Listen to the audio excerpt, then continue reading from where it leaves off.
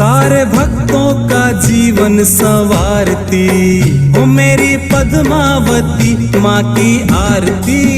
गरबा आरती हो गरबा आरती, गरबा आरती हो गरबा आरती, गरबा आरती हो गरबा आरती, गरबा आरती हो गरबा आरती। भले चिंतामणि पार्श्वनाथ भगवान की जय। आइए आप सबके कल्याणार्थ, सबका जीवन उद्धारार्थ दिव्य और भव्य महा 10 लक्षण पर्व के शुभ अवसर पर आज जो है आकिंचन धर्म के बारे में आप सभी ने सुना है, सुबह भी अभी भी सुनाते हैं। जीवन जो है आप अपने अनेकों प्रकार के अनुभवों में देखा होगा, हर आदमी स्वार्थपूर्ण है। हर व्यक्ति जो है अपने अपने काम से मतलब है। कितना ही मित्र हो, कितना ही आत्म हो, कितना ही आत्मीय हो, मनुष्य का अपना स्वार्थ अगर जहां सिद्ध नहीं होता है वहां जो है अवश्य वह भिन्न हो जाता है। आज जितने भी मत पंथ संप्रदाय आदि हो रहे हैं वो जो है सारा वो कारणीभूत अहंकार और अपनी अपनी बात को पुष्ट करने के कारण ही अलग अलग हुए हैं। आकिंचन धर्म क्या कहता है? इसकी महिमा अपरंपार है, अद्भुत अलौकिक है। जिस प्रकार मंदिर का शिखर का जितना महत्व है, तीर्थों में सब में शिखर का जितना महत्व है, महाहिमपात में हिमालय का जितना महत्व है, उतना अकिंचन धर्म का महत्व है। अकिंचन्य शब्द में ही अर्थ है अकिंचन्य। एक किंचित मात्रा भी हमारे साथ नहीं जा सकता, नहीं है। पर वस्तु पर स्वरूप है, इसको समझना ही अकिंचन है। अकिंचन मनुष्य को आध्यात्मिक और आत्मिक शांति प्रदान करता है और जीवन जीने के लिए, जीवन प्रशस्त करने के लिए संतोष प्रदान करता है। जो मनुष्य नित्य निरंतर अर्थ रौद्र ध्यान में अशांत में जीना जिनका स्वभाव बन चुका है, उन लोगों को यह अकिंचन धर्म जो है संतुष्ट अमृत, अमृत का पान करने से शांति और दीर्घायुष्य होगा। जब मनुष्य की आकुलताएं समाप्त हो जाएगी, जब मनुष्य की अशांति भावना ही समाप्त होगी, तो आकुलता ही नहीं होगा। जब आपका सोचने का,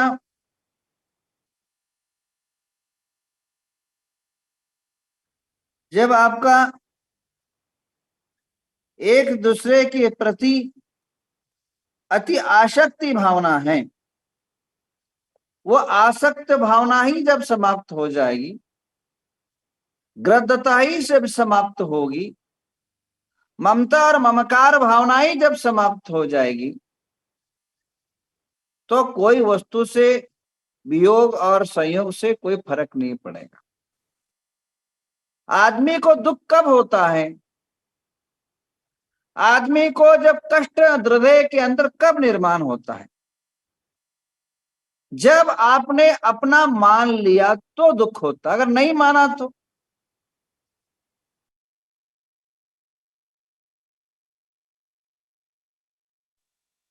जब आप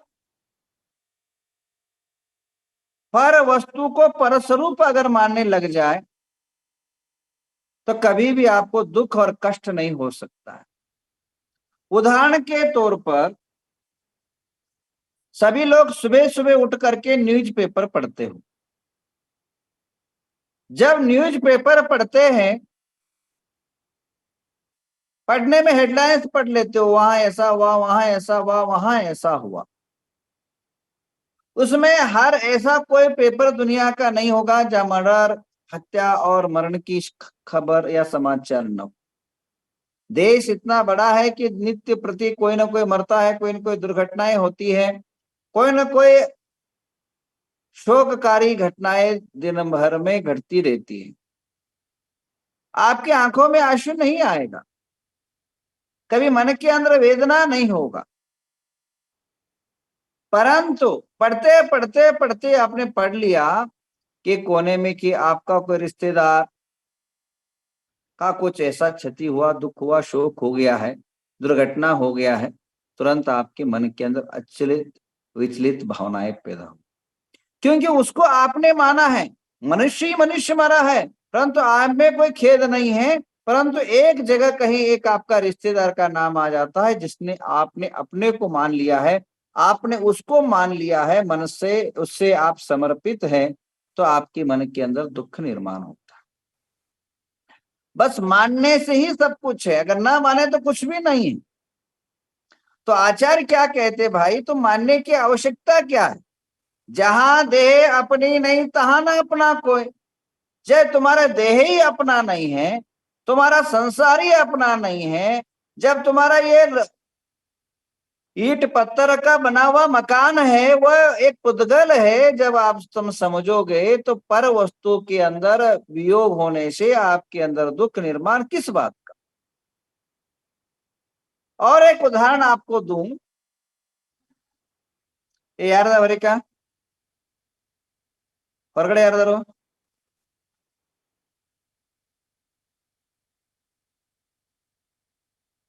आप समझिए,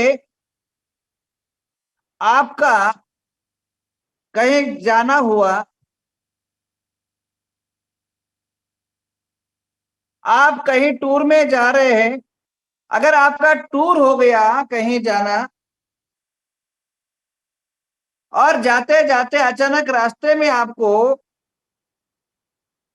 एक सोने की वस्तु प्राप्त हो गई,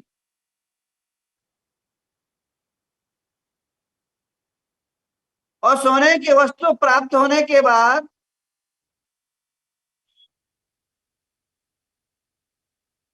वह आपने अपने जेब में रख लिया, और कई दिन गुजरने के बाद, कई दिन बीतने के बाद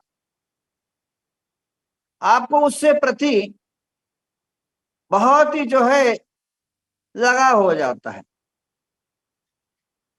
और एक साल 2 साल के बाद आप उस वस्तु का आप अपने मान लेते हैं। और मिला कहाँ था? रोड पर आपने अपने पास आने के बाद कोई स्वामित्व नहीं मिला उसका, तो आप अपने मान लेते हो। उसके बाद वह वस्तु दोबारा आपके हाथ से खो गया, तो आपकी आंखों में वो सोना खो गया, तो रात भर बेचैन हो जाओगे, रात भर तड़पने लग जाओगे, रात भर आपकी जीवन के अंदर अशांति भावना निर्माण होने लग जाए। अब ये बताओ, वो वस्तु किसका था? पता नहीं, कहाँ मिला था? रोड पर आपने अपना मान लिया, और दोबारा खोने के बाद आपकी आकुलताएं निर्माण होगी।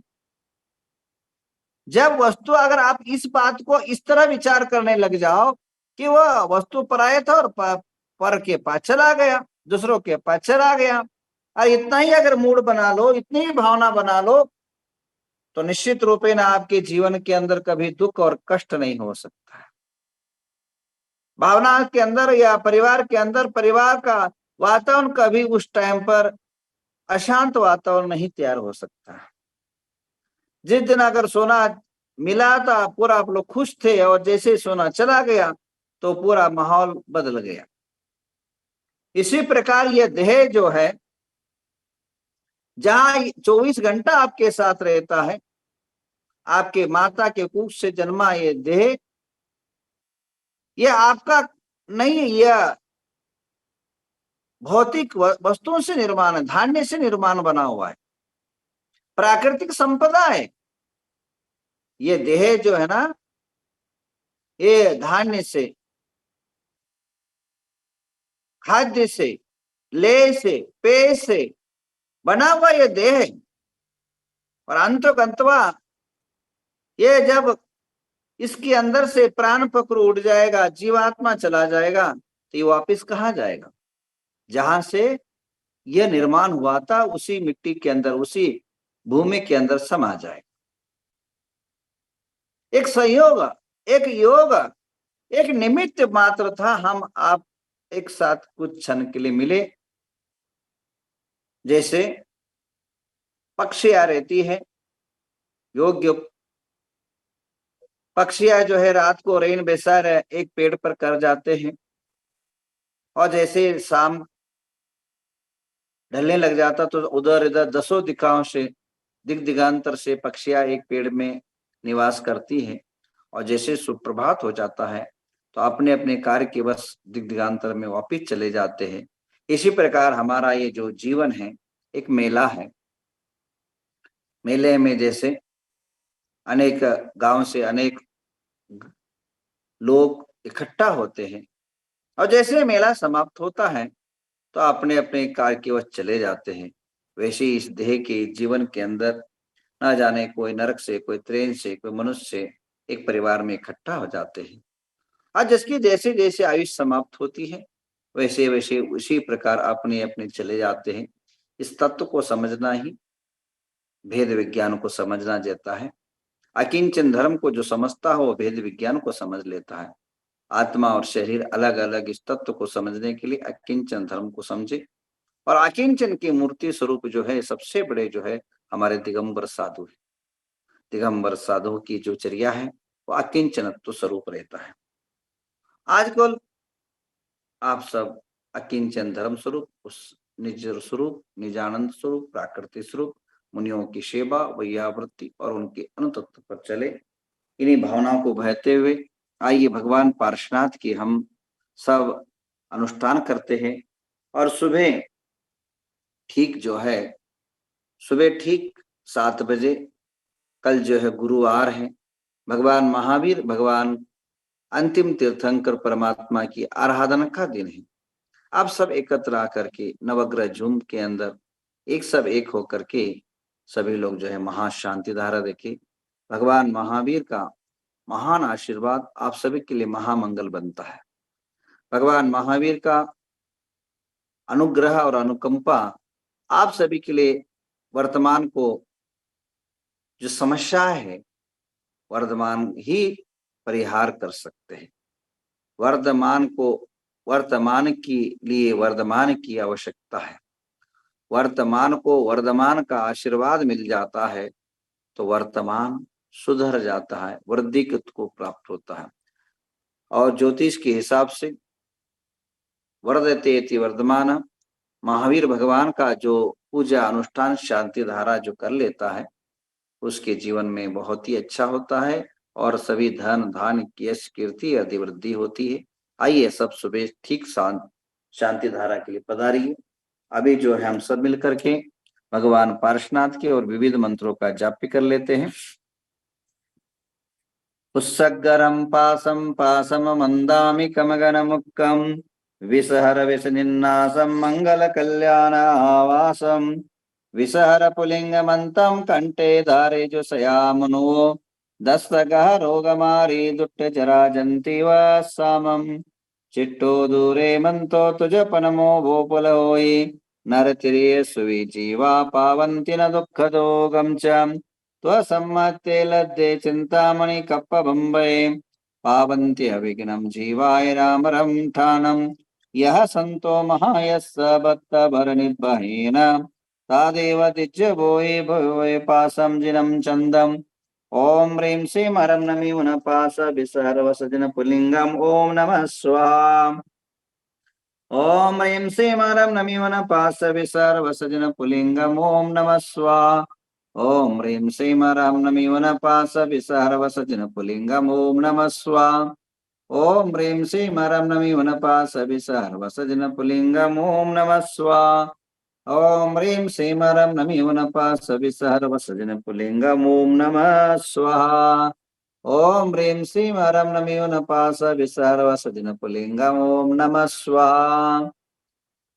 ओम घंटाकर्णो महावीर सर्व व्याधि विनाशकहम स्फोटक भयं प्राप्ते रक्ष रक्ष महाबलम यत्र तं तिष्ठते देव लिखितो चरपन्तवि रोगा तत्र पणीशन्ते वात्पित् कपोद्भवम् तथा राजभयं नास्ति अन्ते कर्णे जपासयम् शाकनी भूतवेताला राक्षस प्रवन्तिनः न काले मरणं तस्य न च सर्पेण दश्यन्ते अग्नि चोर्भयं नास्ति ओम ह्रीं श्रीं क्लीं ब्लूं ह्रीं घंटा कर्णमोस्तुते ओम नरवीरठठ स्वाहा।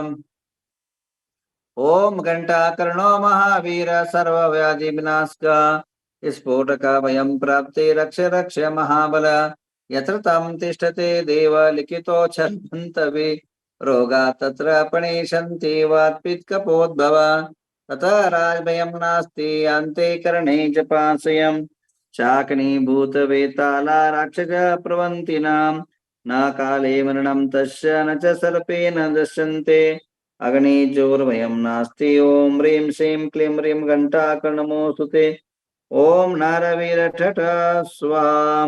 ओम घंटाकर्णो महावीर सर्वव्याधि विनाशक स्फोटक वयं प्राप्ते रक्ष रक्ष महाबलम् यत्र तं तिष्ठते देव लिखितो चरपन्तवे रोगा तत्र पणीशन्ति वात्पित्कपोद्भवम् तथा राजभयं नास्ति अन्ते कर्णे जपाश्रयम् शाकनी भूतवेताला राक्षस प्रवन्तिनां न काले मरणं तस्य न च सर्पेण दश्यन्ते अग्निचोर्वयं नास्ति ओम ह्रीं श्रीं क्लीं ब्लूं ह्रीं घंटा कर्णमोस्तुते ओम नरवीरठठ स्वाहा।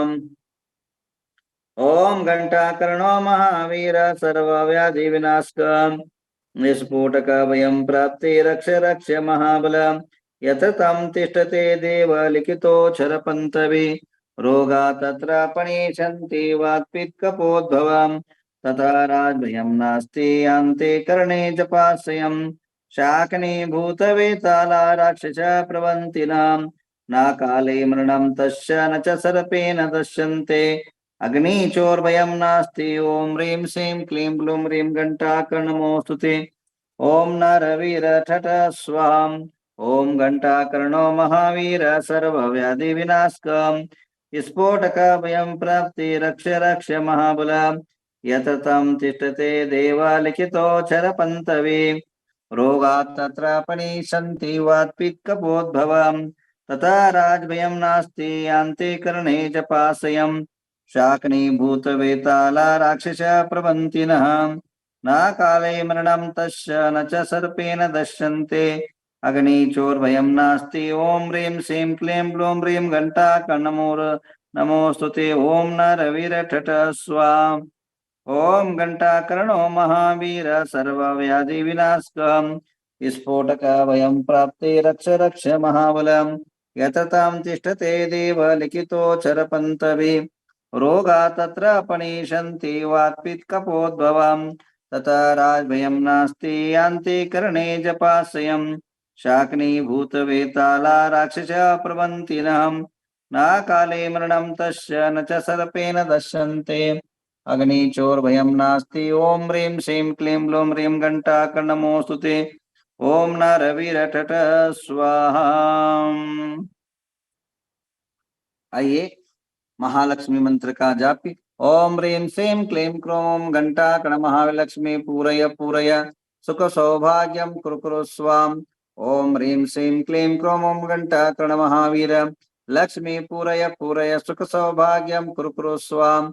ओम ह्रीं श्रीं क्लीं क्रोम घंटाकर्ण महावीर लक्ष्मी पूरय पूरय सुख सौभाग्यं कुरु कुरु स्वाम। ओम ह्रीं श्रीं क्लीं क्रोम घंटाकर्ण महावीर लक्ष्मी पूरय पूरय सुख सौभाग्यं कुरु कुरु स्वाम। ओम ह्रीं श्रीं क्लीं क्रोम घंटाकर्ण महावीर लक्ष्मी पूरय पूरय सुख सौभाग्यं कुरु कुरु स्वाम। ओम ह्रीं श्रीं क्लीं क्रोम घंटाकर्ण महावीर लक्ष्मी पूरय पूरय सुख सौभाग्यं कुरु कुरु स्वाम। ओम ह्रीं श्रीं क्लीं क्रोम घंटाकर्ण महावीर लक्ष्मी पूरय पूरय सुख सौभाग्यं कुरु कुरु स्वाम। ओम ह्रीं श्रीं हर हर स्वाहा। ओम ह्रीं श्रीं हर हर स्वाहा। ओम ह्रीं श्रीं हर हर स्वाहा। ओम ह्रीं श्रीं हर हर स्वाहा। ओम ह्रीं श्रीं हर हर स्वाहा। ओम ह्रीं श्रीं हर हर स्वाहा। ओम ह्रीं श्रीं हर हर स्वाहा। ओम ह्रीं श्रीं हर हर स्वाहा। ओम ह्रीं श्रीं हर हर स्वाहा। ओम ह्रीं ओम राम नमो अर्हन्तानं सिद्धानं सूर्यनमोज्जायनं सावनम अमृत वृद्धि समायतं कुरु स्वाम। ओम राम नमो अर्हन्तानं सिद्धानं सूर्यनमोज्जायनं सावनम अमृत वृद्धि समायतं कुरु स्वाम। ओम ह्रीं नमो अर्हन्तानं सिद्धानं नमृद्धि वृद्धि समाहितं कुरु स्वाहा। ओम ह्रीं नमो अर्हन्तानं सिद्धानं सूर्यनमोज्झायनं सावनम अमृद्धि वृद्धि समाहितं कुरु स्वाहा। ओम ह्रीं नमो अर्हन्तानं सिद्धानं सूर्यनमोज्झायनं सावनम अमृद्धि वृद्धि समाहितं कुरु स्वाहा। ओम राम नमो अर्हन्तानं मम रिद्धि वृद्धि समाहितं कुरु स्वाहा। ओम ह्रीं नमो अर्हन्तानं सिद्धा ओम ह्रीं नमो अर्हन्तानं मम रिद्धि वृद्धि समाहितं कुरु स्वाहा। ओम ह्रीं नमो अर्हन्तानं सिद्धानं मम रिद्धि वृद्धि समाहितं कुरु स्वाहा। ओम ह्रीं नमो अर्हन्तानं सिद्धानं सूर्यनं मम रिद्धि वृद्धि समाहितं कुरु स्वाहा। ओम ह्रीं नमो अर्हन्तानं सिद्धानं सूर्यनमोज्जायनं सावनम मम रिद्धि वृद्धि समाहितं कुरु स्वाहा। ओम ह्रीं श्रीं हरमासियावसस्वाम। ओम ह्रीं हरमासियावसस्वाम। ओम ह्रीं हरमासियावसस्वाम। ओम ह्रीं हरमासियावसस्वाम। ओम ह्रीं हरमासियावसस्वाम। ओम ह्रीं हरमासियावसस्वाम।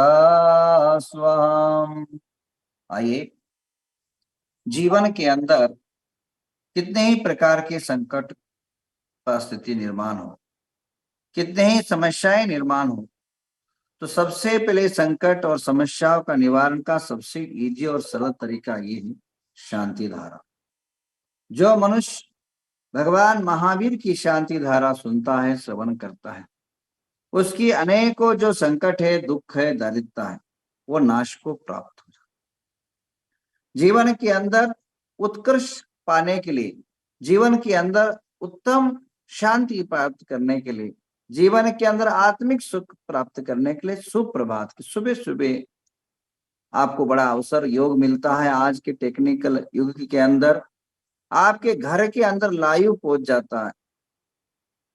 भगवान नवग्रह तीर्थंकर नवग्रह तीर्थ से, अंजन गिरी से और कचरे वाले बाबा का डायरेक्ट आपको जो है लाइव दर्शन प्राप्त होता है। इससे बड़ा सौभाग्य आपको क्या हो सकता है। और दिव्य मंत्र और शक्तिशाली मंत्र बीजाक्षरों का आपको श्रवण करने को मिलता है। इस मानव जन्म की उद्धार के लिए यह सबसे बड़ा जो है योग और संयोग आपके लिए बन रहा है। आपको करना क्या है, सुबह उठते ही जो है एक मोबाइल शुरू कर देना है और डायरेक्ट जो है परमात्मा के आपके घर के अंदर, आपके घर को बदलने के लिए, अपने जीवन को बदलने के लिए, आपके आदत को बदलने के लिए, आपके जीवन के अंदर अनेकों प्रकार की विकृति है, अशांति है, उसको मिटाने के लिए सबसे बड़ा परमात्मा का नाम स्मरण सुबह सुबह होता है। आज आपसे आत्मीय निवेदन है कि आप सुबह उठने के बाद अगर भगवान महावीर जैसे शांति धारा आप श्रवण करते हैं, भगवान पार्श्वनाथ के ऊपर अभिषेक देख लेते हो सुप्रभात के समय, और वो भी लाइव, जैसा यहाँ हो रहा है वैसा ही आपके आंखों के सामने दिखता है, तो उससे आपकी भावना, आपकी आत्मिक शांति और विशुद्धि बढ़ती है। और कहा भी है, मैं कितने बार कहता हूं उस श्लोक को, देवादिदेव चरणे परिचरणम सर्व दुख निहरार, कामद्वयिनी कामदायिनी परचुन्या दादृतो नित्यम। देवादिदेव चरणे, देवादिदेव जो परमात्मा महावीर आदि तीर्थंकर है, उनके पर सर्व दुख निरहरणम।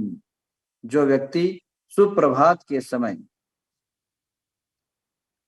सूर्य उदय के समय अगर अभिषेक और शांति धारा देख लेता है, तो उसका जीवन जो है सर्व दुख निर, सभी प्रकार के दुखों का नाश होता है। और कल जो है उत्तम ब्रह्मचारी, अंतिम धर्म है, अंतिम दिन है 10 लक्षण का। आप सभी से निवेदन है ठीक समय पर सुबह 7 बजे पर अभिषेक और और अनेकों जो है ब्रह्मचारी पर जो है कल का महत्व आप समझेंगे। और कल का जो है जितने भी लोग उपस्थित होंगे उनके नाम पर निःशुल्क रूप से शांति धारा होगी। और गुरुवार है, बलवान दिन है, प्रबुद्ध दिन है, उसकी महिमा अनेकों बार मैंने बताया गुरुवार के से क्या लाभ होता है। तो आप सभी से एक सूचना है। दूसरा सूचना है शनिवार के दिन आप सभी मेरे साथ एक दिव्य पुरुष की श्रद्धांजलि सभा में आप सभी आएंगे, जिनके अनेक चतुर्मास में हमेशा जो है उपवास, 32 उपवास, 60 उपवास, 50 उपवास, सभी जहां जहां उन्होंने चतुर्मास किया ऐसे उग्र तपस्या करके, जिनका इसी कुछ ही दिनों के पूर्व जो है समाधि हुआ, ऐसे आचार्य निशेष सागर जी की श्रद्धांजलि सभा